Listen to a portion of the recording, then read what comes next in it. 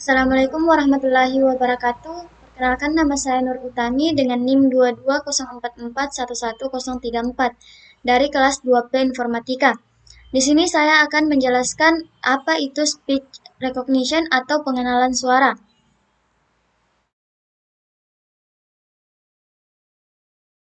Apa sih speech recognition itu? Nah, Speech recognition atau pengenalan suara adalah teknologi yang memungkinkan sistem komputer untuk mengubah ucapan manusia menjadi teks tertulis. Cara kerja speech recognition biasanya melibatkan langkah-langkah seperti berikut. Yang pertama itu ada perekaman suara.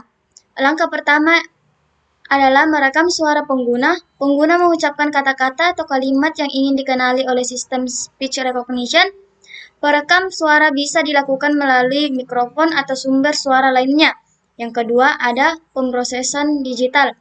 Suara yang direkam kemudian dikonversi menjadi sinyal digital. Proses ini melibatkan pengguna teknik seperti analog to digital conversion atau ADC untuk mengubah suara analog menjadi format digital yang dapat diproses oleh komputer.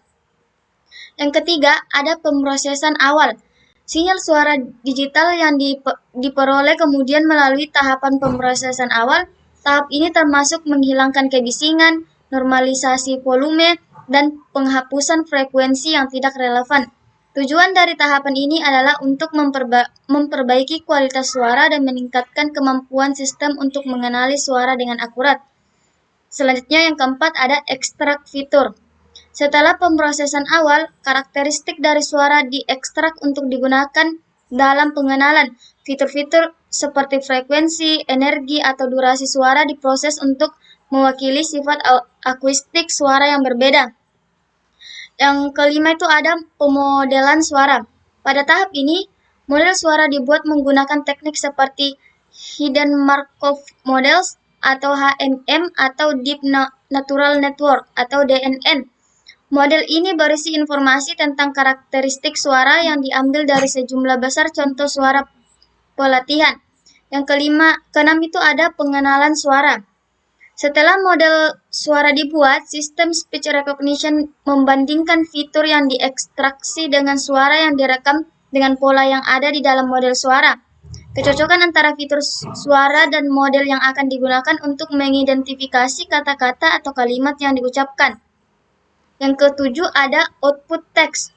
Hasil pengenalan suara kemudian dikonversi menjadi teks tertulis. Teks inilah yang kemudian dapat digunakan dalam berbagai aplikasi, seperti pengenalan perintah suara dalam asisten virtual, input teks dalam pesan teks, atau transkripsi wawancara dalam bidang pengenalan suara medis.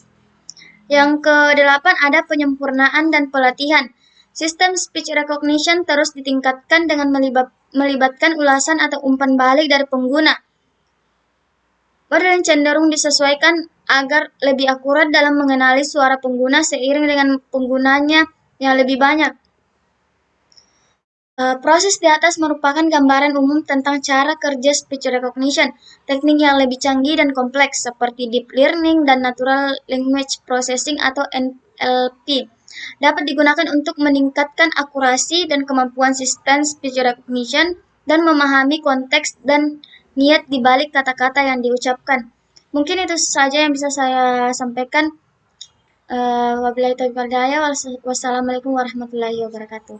See you.